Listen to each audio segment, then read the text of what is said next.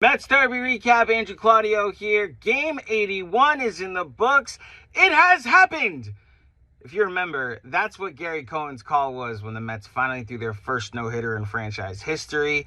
And it's also the call I'm making when the Mets finally defeat the Atlanta Braves in the year of our Lord 2025. A solid 7-3 victory, ninth inning heartache notwithstanding.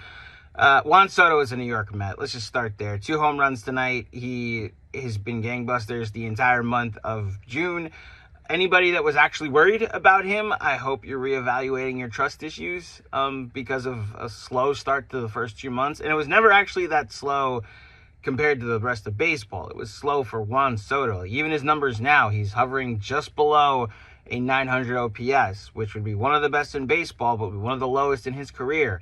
He has an on-base percentage right now under 400, which would be the lowest of his career, but is also one of the highest in Major League Baseball. He's been outstanding this month, and how great he's been has actually made us forget all about those first 2 months, including that Yankee series where Michael Kay and Bob Klapisch alleged some nonsense. Good job by Juan Soto tonight. Good job in that inning in general where the Mets took the lead for good. Home runs are great.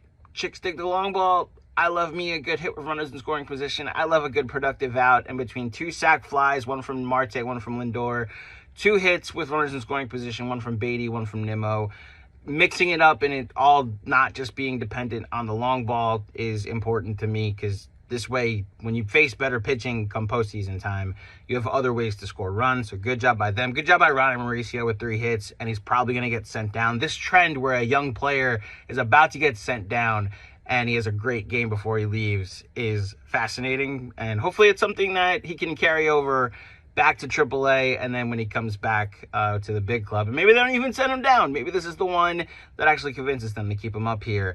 The pitching, Clay Holmes, speaking of halfway through the season, on pace for 16 wins. Don't really matter. I still think he's a bullpen addition come playoff time, but gives you 5 solid innings, has been a fine 3rd or 4th starter. It's because of the injuries that his starts have become more important.